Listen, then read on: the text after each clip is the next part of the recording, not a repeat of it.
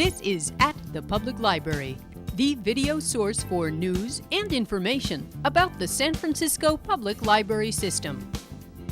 This month's show features an invitation to the library's new author series, Open Books, a tour of some inspiring new exhibitions at the library, and a look at programs celebrating Black History Month, as well as events for children, teens, and adults at the public library.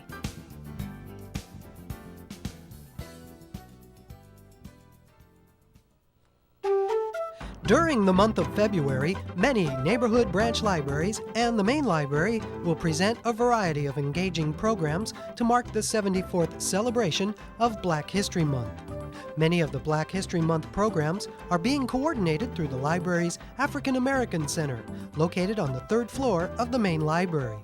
At the Public Library recently spoke with Amy Holloway, librarian for the African American Center, about the upcoming Black History Month programs and to find out more about the African American Center and its resources. Well, the African American Center is a gateway to African American resources throughout the system here at San Francisco Public Library. As you browse through the resources here in the room, you'll see that they cover a broad range of subject areas, whether that be African Americans in religion, in history, in education, biographies about African Americans, books about the arts. You'll notice that we are located within the General Collections Department, which mainly contains humanities, history, and literature resources. But we do have some of the materials from other departments also, like I said, on art and music or on business. The resources here in the African American Center are reference copies. However, for many of the titles, there are circulating copies here in the main library or throughout the system. The African American Center was established through the hard work of the African American Affinity Group and the Library Foundation. The Affinity Group raised $500,000 to build and to furnish this room. And as you can see, it's a comfortable reading room, which I think many of the patrons have found is a great resource to not only come and read, but to share and to interact. Some of the patrons who come are writers or artists, and I've seen some of the artists open up their portfolios on the tables, and possibly they will be doing exhibitions here in the future. Currently on display in the African American Center is a collection of photographs documenting a decade of San Francisco Public Library Unsung Hero Awards recipients. The Unsung Hero Awards honors individuals who give of their time and energy to make life better for others throughout the San Francisco African American community. The African American Center, along with the Western Addition, Bayview Wadden, and Ocean View branch libraries, will present the 11th annual Unsung Hero Awards program on Sunday, February 28th at 1 p.m. in the main library's Corrette Auditorium. Entertainment for this year's ceremony includes poet Larry Ware, storyteller Turita Mikel, and performances by the Adigun Saifo Capoeira Academy and much more. On Saturday, February 6th, the African American Center will present Healing Vision at 2 p.m. in the main library's Corrette Auditorium. The Healing Vision program focuses on well-being, health, and healing in the African American community and the impact of art and culture on health and the healing process.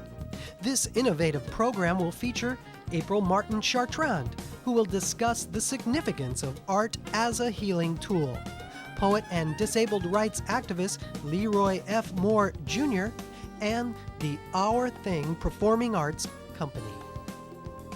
The Thursdays at Noon video series will celebrate Black History Month with a series entitled For My People, Writers of the African American Experience.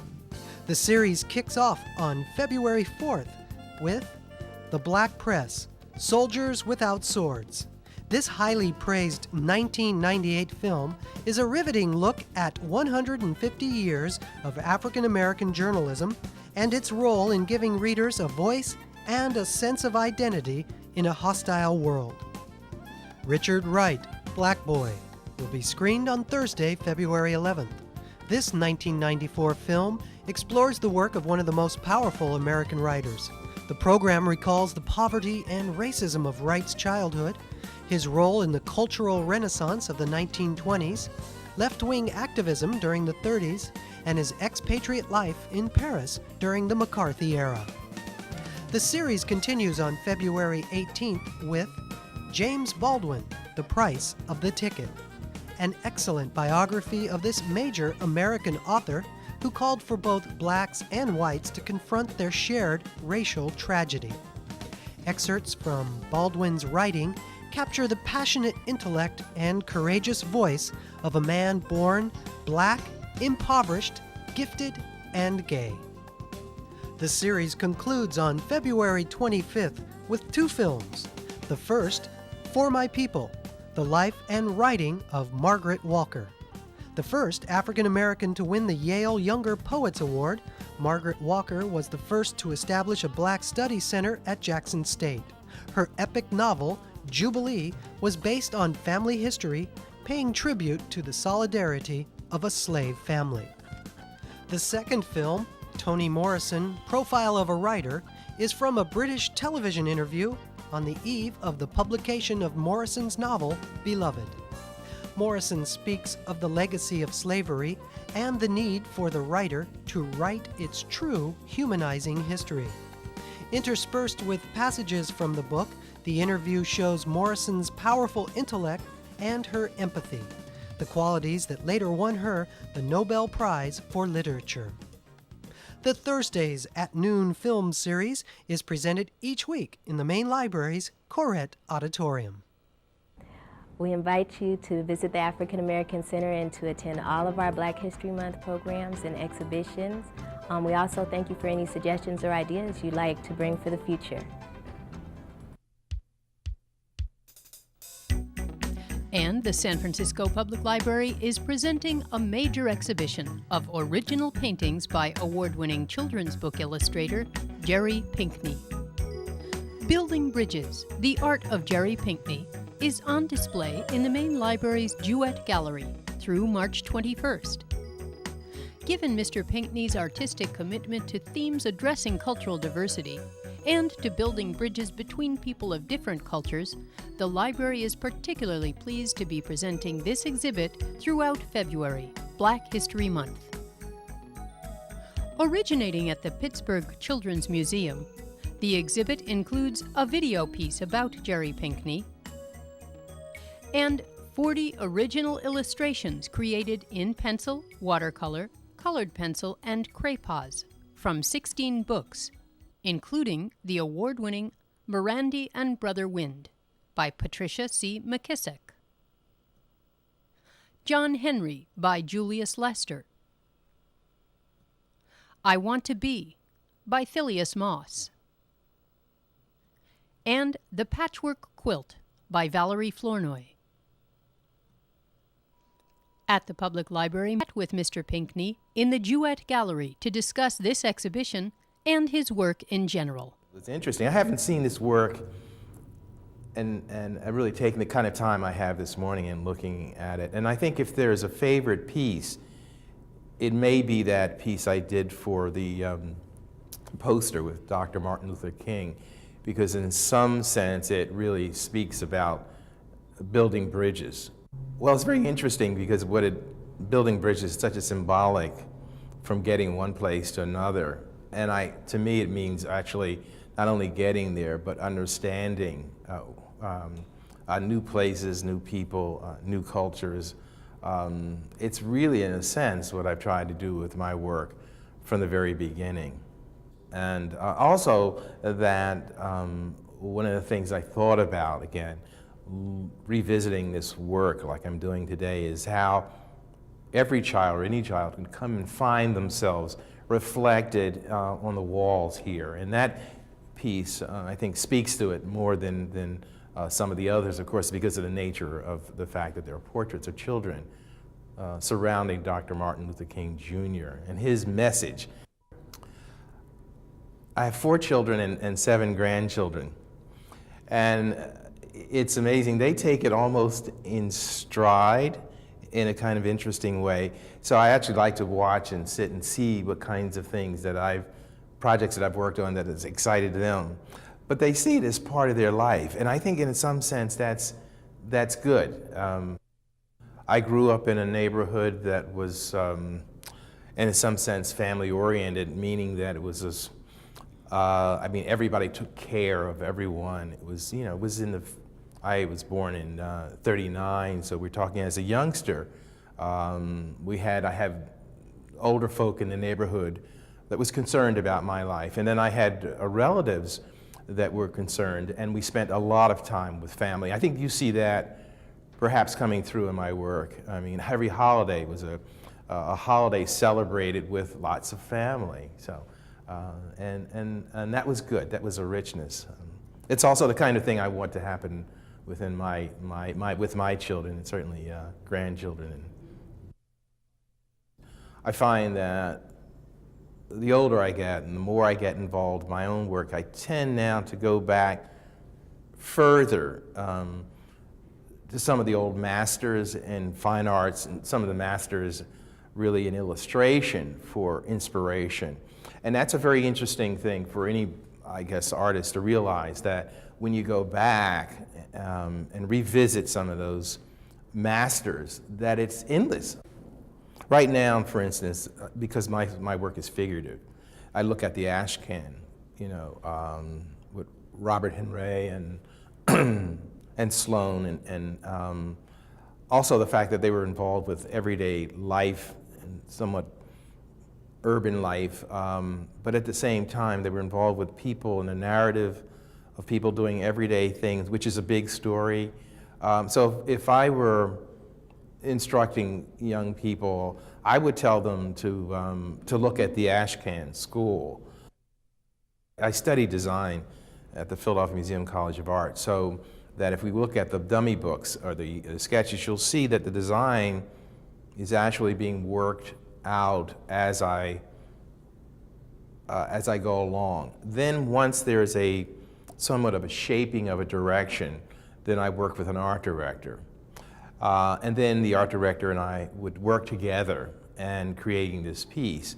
The art director's function is to refine what I've started, to give, I guess, another perspective on what I've done, and hopefully to enhance the illustration. And I've been very fortunate. I've worked with some excellent designers.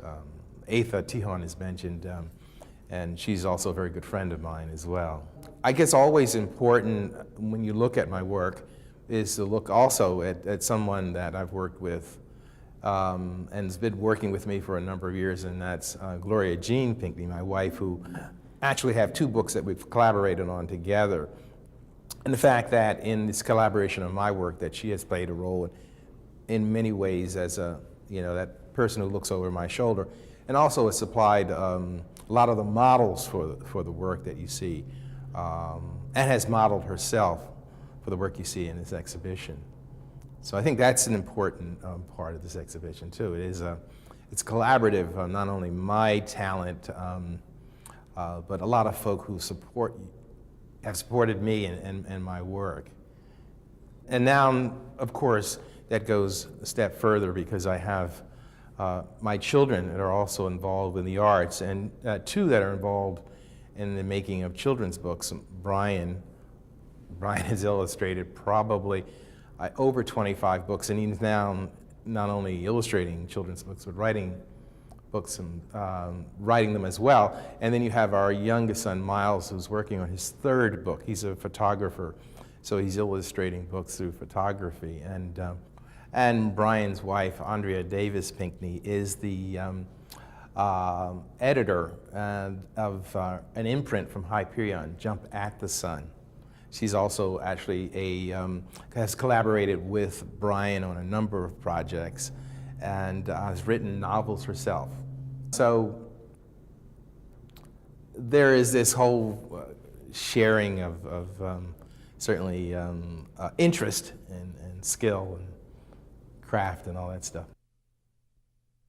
There's a book here in the show called Turtle in July, where there's a creature almost on each page. that process certainly, and the time would be less than, even though some of the drawings that appear simple took a long time to develop the movement and whatnot. But that would be a simpler process, again, in terms of time than, say, Black Cowboy or Minty, which is the amount of research that went into Minty, knowing and understanding about plantation life and wanting it to be accurate to the time and place is demanding. So that the research, which is a tremendous amount of research, is done the way it's always been done, by flipping through pages and reading and looking at pictures. I use the library all the time. I think for two reasons. I mean, certainly the main reason is I need research, but the other part of it is I love the idea of libraries. I mean, things happen to me in a library through the process of being there that supports my creative process.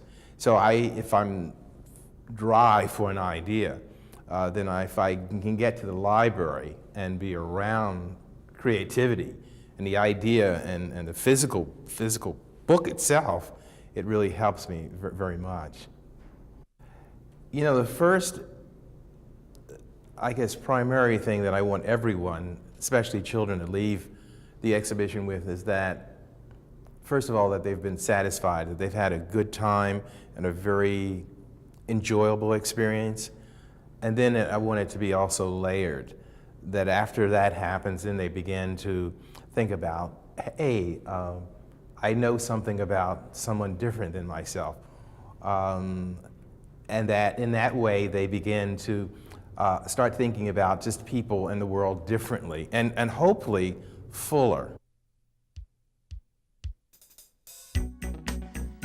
So come experience the art of Jerry Pinkney more fully by visiting the Building Bridges Duet Gallery exhibition, or any of the great Building Bridges children's events coming soon to a branch library near you. Here are just a few of the Building Bridges program highlights during February. Awele Makeba performs stories and songs from the Black oral tradition at the Parkside branch on Wednesday, February 3rd. And on Thursday, February 4th, at the Bernal and the Eureka Valley branch libraries. Catch Obakoso at the main library on February 6th, the Marina branch on the 10th, and the Golden Gate Valley branch on February 24th.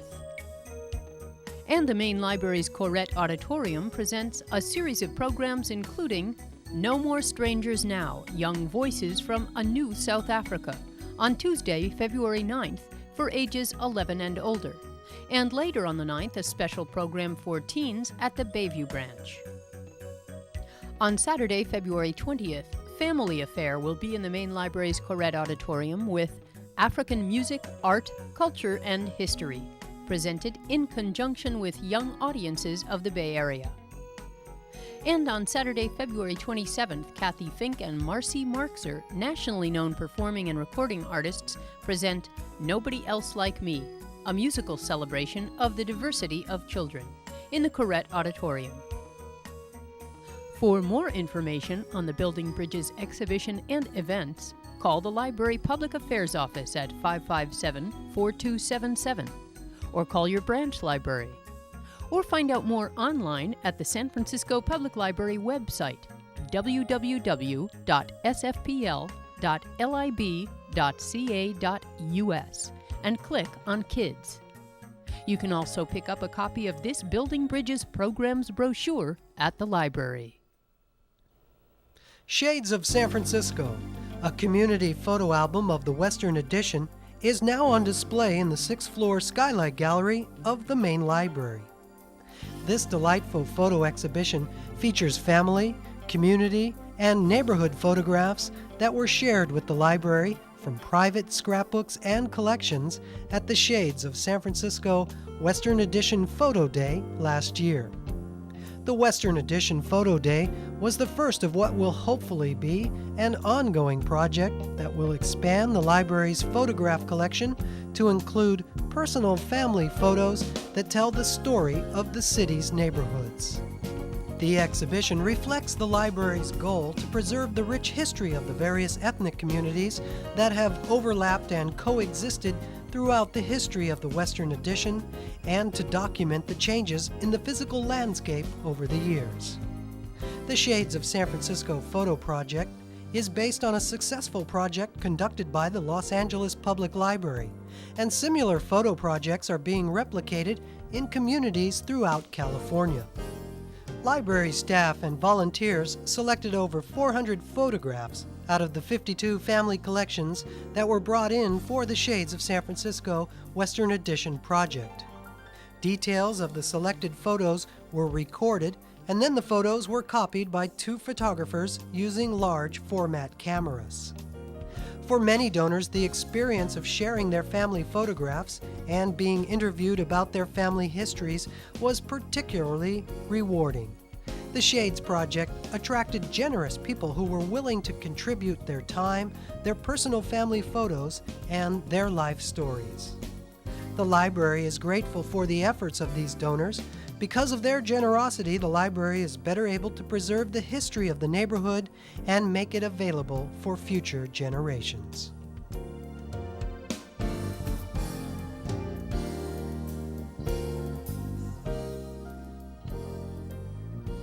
The Shades of San Francisco Western Addition project was funded by a grant from the Durfee Foundation through the Library Foundation of Los Angeles.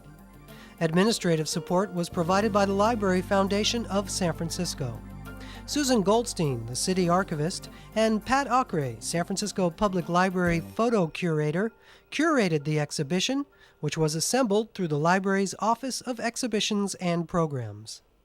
The Shades of San Francisco, a community photo album of the Western Addition, will be on display in the 6th floor Skylight Gallery through March 25th. The Shades of San Francisco project will be moving on to the Mission District on Sunday, March 7th. The Shades of the Mission Photo Day will take place at the Mission Branch Library's temporary location on the 3rd floor of the Bayview Bank Building at 2601 Mission Street. Past and present Mission neighborhood residents who would like to share their personal family photo collections with the library must call for an appointment. Please contact Kate Connell at 557-4596 to reserve a spot for the Mission Photo Day, March 7th from 10 a.m. to 3 p.m. The library kicks off 3 great new literary series this month.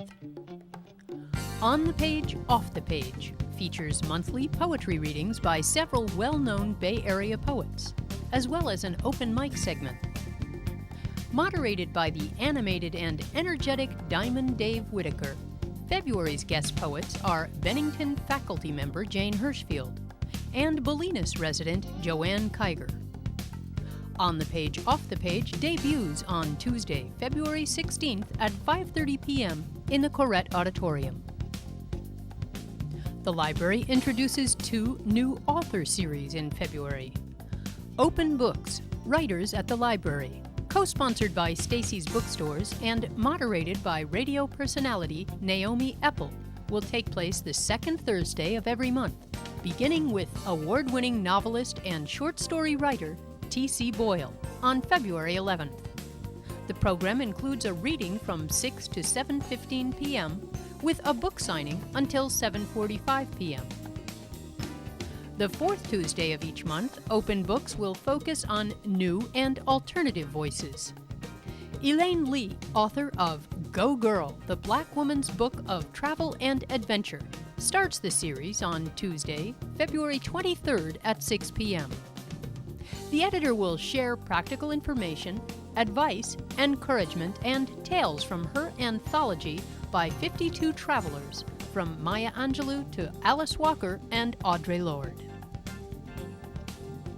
Ziziba, a West Coast literary magazine, continues its ongoing collaborations with the San Francisco Public Library in this newest series, Forgotten California.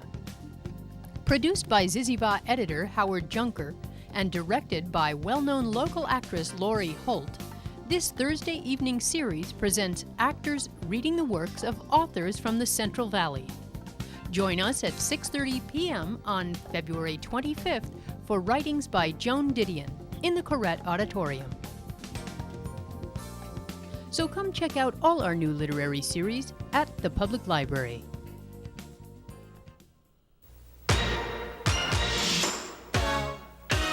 Oh, yeah, blah, blah, blah, blah, blah, blah.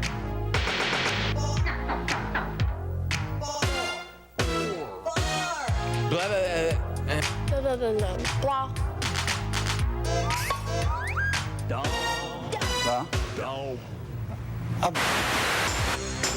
You gotta be cool on the inside, too.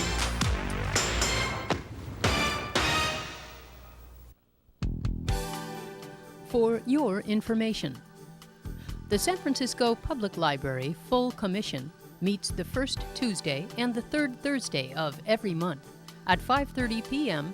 in the Corrette Auditorium on the lower level of the main library. SCORE, the Service Corps of Retired Executives, is a national organization of retired business executives that provide technical and managerial counseling and training to people starting or operating a small business. SCORE will be offering free 1-hour business counseling sessions every Wednesday from 10 a.m. to 3 p.m. in a study room of the Business, Science, and Technology Department on the 4th floor of the main library.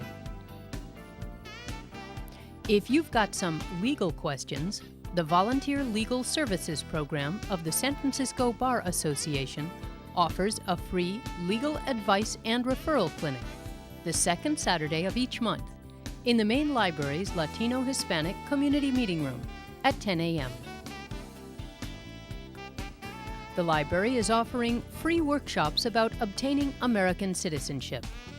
Sponsored by Centro Legal de la Raza, the citizenship workshops are on the first Saturday of the month from 11:30 to 1 p.m.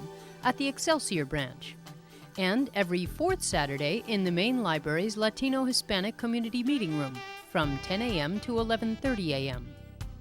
All the workshops are conducted in Spanish and English. And finally, the library system will be closed on Monday, February 15th, in observance of President's Day, a legal holiday. The San Francisco Public Library offers 3 great online training classes to help you learn how to navigate the library's online catalog and the Internet.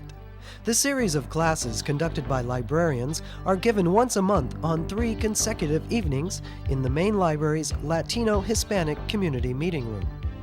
The series begins with a lecture and demonstration on how to use the library's online catalog to find the books and materials you want. The second class, Internet Basics, is a beginning-level introduction to the Internet and the World Wide Web. And the third class explores the variety of online database resources available at the San Francisco Public Library. In February, the How to Use the Library's online catalog demonstration will be given on Tuesday evening, February 23rd. Internet Basics, How to Use the Internet, will be given on Wednesday, February 24th. And the online database class will be held on Thursday, February 25th. All 3 sessions begin at 5:30 p.m.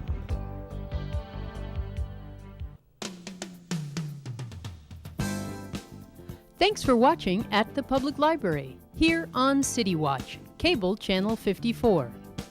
You can catch at the Public Library Mondays from 9:30 to 10:30 in the morning, and from 12:30 to 1:30 p.m. Fridays from 8 to 9 in the evening, and on Saturdays at 12 noon. See you next time.